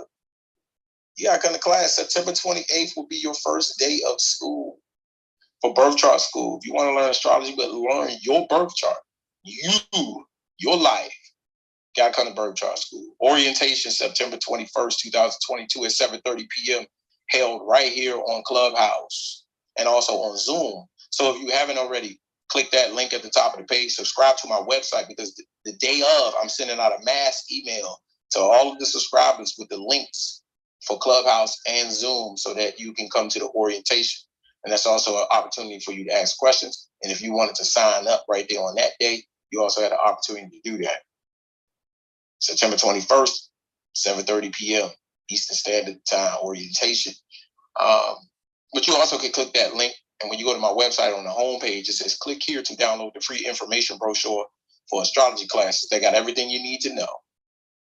And you also could click the classes tab on my website. You will see everything broken down there as well. And then also my phone number is in the bio of my Instagram, Twitter, and Clubhouse for you to contact me if you have any questions or anything. Need any readings, anything like that, that's also on my website. Also, I'm pleased to announce my third astrology school. One of my students texted me last night. He was like, what are you building, Astrology University? So yes, welcome to Astro Legacy University. Because on October 3rd, we are going to be tapping into my transits and forecasting school. I'm so excited about that. So exactly what I've been talking about today is what you're going to learn in the transits and forecasting school. October 3rd will be your orientation. I will host that on Clubhouse, and I also will be hosting that on Zoom. But your first day of school for transits and forecasting will be October 11th. So I'm excited about that. That's my third school. Look out for 2024. I'm trying to pump out 3 new schools for 2024. So get your children ready, because I got children's birth chart school coming. For my parents, get ready. I got parent birth chart school. And for my lovers, I got love and relationship birth chart school coming at you next year. So if you want to learn synastry, parenting, or if you want your children to learn astrology, those will be the 3 schools. That's my goal, to pump out those 3 schools next year. So it's coming. It's coming. Right. Man, this has been one of my favorite rooms. I've had a good time. Like I said, next week we got Neptune. And then after that, we got Pluto transits the week after that. So make sure y'all, again, RSVP, make sure you show up, because we here. Man, this has been fun. How y'all feel about this, bro? How'd y'all like this? It was great. I learned a lot. I learned a ton, which I always do. You know, you always give it to us straight. But it just makes so much sense that people should tap in to astrology. Like, I don't even know how I was living without it before. I wasn't. It was great. And I really enjoyed the learning of new stuff. I wanted to tap in about my son, but you're at the end of it. So I'm at the end now. I gotta go recharge. Yep, I know. Get your rest, get you some food. And I enjoyed myself. Thank you. Always. All right, guys. I'll see y'all later on. I'm about to go get me some food and recharge. Me and Lil Sandra back in Thanks, Monte. People recognize me from the TV, but I'm done with that. People don't want to see me succeed. Come with that. Even when I come back, I don't know if it's me that's gonna be coming back. As soon as I left, I had to make peace with that. Drop that at school, cause nobody was teaching that. The best Westerns was sleeping at. Damon Collins booking me to pull up and speak the facts. Even if they make a movie about us, it'll be hard to reenact. Dislocated shoulder, it's hard to be always reaching back. All these IOUs, it's hard for me to be keeping track. Friends are dedicated, they like just keeping me intact. Hard to pay 40, pay Noel, pay Nico back. All the nights I needed to vent and someone to see just sat. All the nights Chubbs pulling up where I need him at. All the times Mark was making sure that my luggage packed. The times he had to double back. I mean, even with a salary, you can't put no prices on that. There is no salary cap, there is no paying them back. For real. I wonder what it could have been if I had snakes in the mix. Actually, I never want to know because we made it like this. Shots gotta fly either way, now make it a miss. Overtime, I was all good, we take it in shifts. What would you do if it wasn't this? That's a hard one. The finish line is where I like to pull up and start from. Pain is just a place that I go to get the bars from. Anxiety is a drug that I use to get the job done. Delusional is a space I like to think that I'm far from. My son is the one thing I hate to be apart from. Bet against me, don't know where they're getting the odds from. I know that when it's done, I'm going where the God's from. But I still don't know where I get the car from.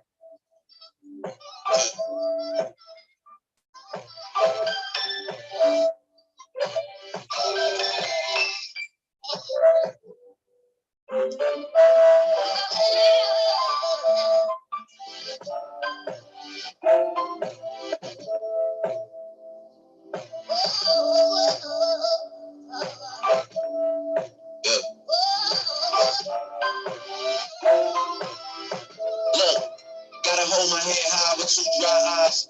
I told you everything is fine, dog, but I lied. I be trying to draw the line, but it's a fine line. And I'm drowning out the noise from the sideline. Sometimes it's louder than the voice I got in my mind. I can't even hear myself when I get quiet time. Like how they telling me I'm done when I'm in my prime. They been trying to push the narrative since '09. And they even had my ass convinced a couple times. But that ain't even a half, I had tougher times. Only look for sympathy inside my mother's eyes. And it's whatever with the on the other side. We got problems we can never really put aside. I cracked the door for a saw, put my foot aside. I tried to kill them boys with kindness, but they wouldn't die. So now I kill them off acting like they couldn't die. Yeah. My hard work doesn't just pay off, it pays all the family debts off. I'm taking heads off, future out here like Urban Azoff. Houses paid off, label paid off. My soul for the money wasn't the trade-off. Unlike most of you boys that fade off, I feel guilty taking some days off. Please don't Google my net worth, the numbers are way off. I mean, if you comparing it to what I really made off with, I'm more like Bernie with all the earnings that they came off. Trust me, it was nothing light, Holmes. They tried to give me a slice of the pie and I took the knife home. I know you love me. Can't picture being a hubby, finger too stubby to fit a ring on. Unless Kawhi wanna run it back. Other than that, the strings will be unattached. Certified lover boy, I'm not the one for cuddling or none of that. Y'all music gets watered down when you love them back. And you know what I'm on, blowing past you, only master. Said you like a father figure to me, but now daddy's not around, so I'm a bastard. Oh, of course, the only villain that show remorse when I owe you more. Soft spot for all of the ones that came before, I can't ignore it. I'm always trying to rekindle, from the bottom to the top, man, what's it like in the middle? From the lemon-faced radio host that love to be bitter, to my dogs in the game who wasn't picking the litter. For the young G's out here starting from the beginning, nobody praying for you when you win it. Don't forget.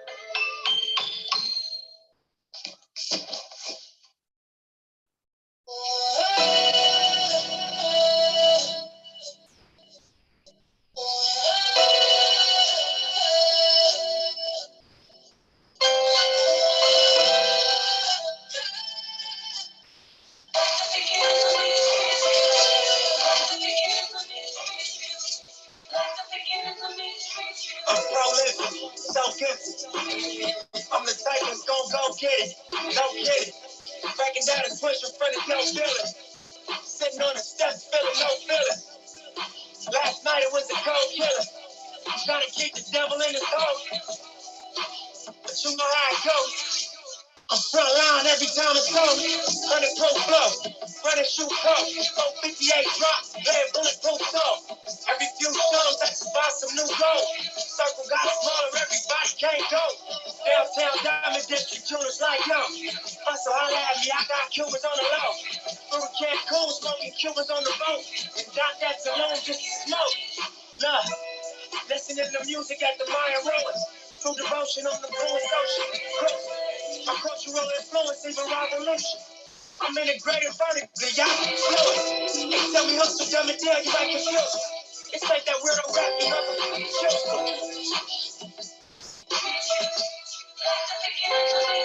I'm a urban legend. South Central in the 30 section.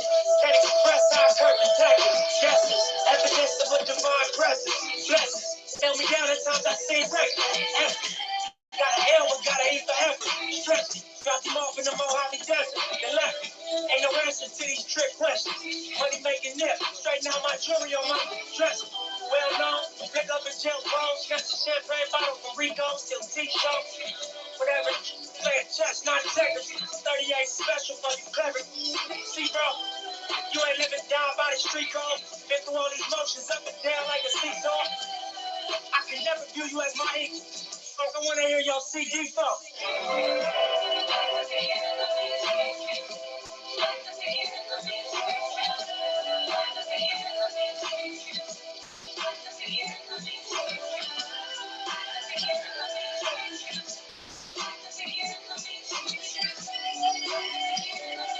Yeah. Nah, I'm for the sake of here. Stop around, I'ma make it clear. Spoken things into the universe and then appear. I say it's worth it, I won't say it's fair. By your purpose, so you wasting air. So y'all get scared. Eyes open, I can see it clear. They don't make them born none, they don't make them real. They don't make it where I'm from, they don't take it here. I ain't see it due time, I be making meals. Bossed up in this game, I've been making deals. Get your lawyer on the phone, we can make it real. I got checks and balance, I'm flex dramatic. That's a 50 on my neck, my record's happy. Ain't no on my rap, disrespect is savage. I make one phone call and the rest get heavy. It's just another front step for Kevin. No lessons from the set, they accept your challenge.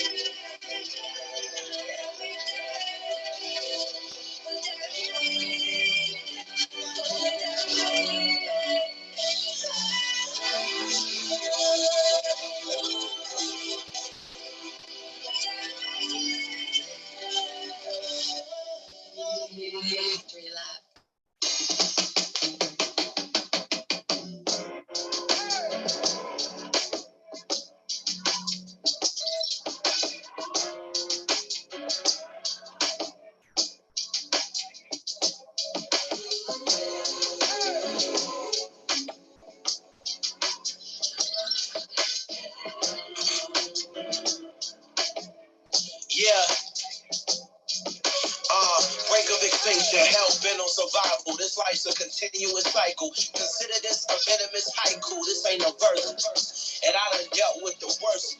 The type to steal your and search with you. Nothing ordinary. I've been having vivid dreams. This morning scary. Graveyards and mortuaries. Haunted by these goals that I'm trying to accomplish. Underrated, overhated, I'm tired of the nonsense. Things I could have done better, it lies in my conscience. And I'll never forget it. I'm my worst critic, such an overthinker. I'm so self-reflective. God willing, these parables go and sell some records. Politicians out here lying, trying to sell a message. 10,000 hours, penmanship is well perfected. I'm just trying to get my point across. And on my mama, I will die for the right cause. Cause what's life without sacrifice? And you just wasting talent if you never strategize. Stare death in the face with the saddest eyes. Taking risk situations, getting magnified. What's your ideal way of demise? The price of fame costs your life, but staying alive is more important. The death is the greatest surprise. I see the hate in your eyes. I saw potential at first, grew a resentment for earth. You love some power too much, and it's getting worse. The more you get, the more that your desire can quench your thirst. Of a conqueror, ask Alex, ask Christopher. 7-figure checks, they require my signature. Drive-by shootings, homicides, and vehicular. Now, your art critic can't decide what my picture's worth. I just know that it's painted well. Your favorite artist's first priority is gaining wealth. Sprinkle holy water on a tainted cell. My brother asked me how can he maintain in hell. That's another story for a different day. He just told me don't switch your way.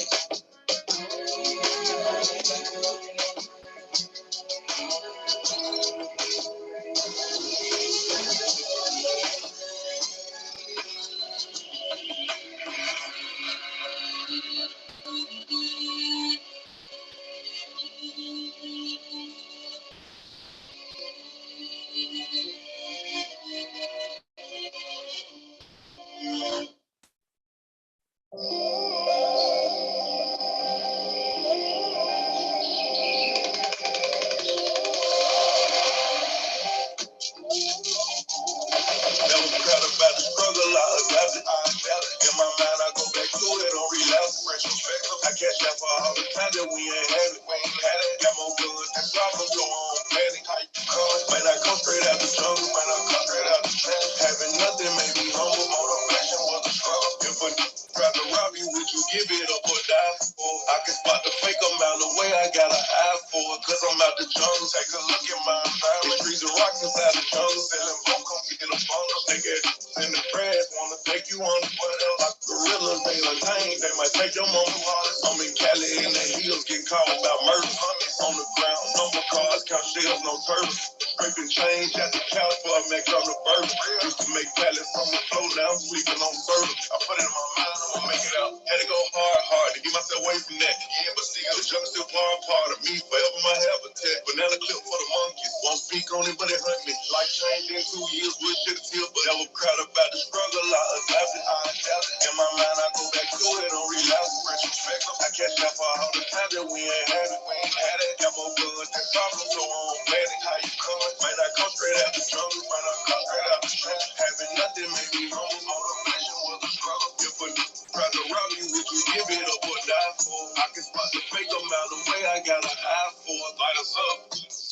Moment of silence for my guardian angels. I pray that they watch over us from every angle.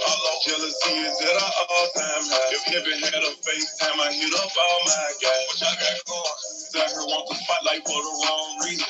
It shouldn't matter who paid for dinner if we all eat it. Them losses that hurt your heart, where this shit brutal. Brick ain't army, lost a soldier in my Pila Ruger. Got a heart over line, coming from that zoo. I know somebody dropped today and they ain't even watch the news. Getting babies by accident, when y'all gonna learn how to shoot? The jungle make monsters and I'm the proof. Never proud about the struggle, I adapt it, I adapt it. In my mind, I go back to it, don't relapse. Retrospect, I catch that for all the time that we ain't had it. Got more guns than problems, so on panic. How you coming? Might not come straight out the jungle, might not come straight out the trench. Having nothing made me humble, motivation was a struggle. If a tried to rob you, would you give it up or die for? I can spot the fake a mile away, I got an eye for it, cause I'm out the jungle.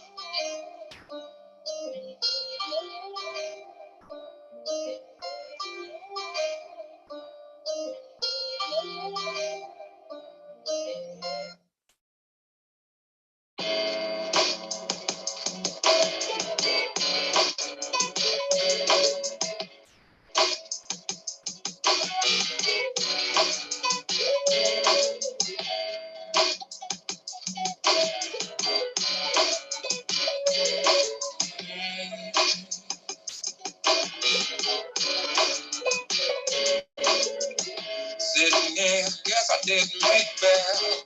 Got time and a story to tell. Started when I was 9 years old. Woke up and daddy was gone.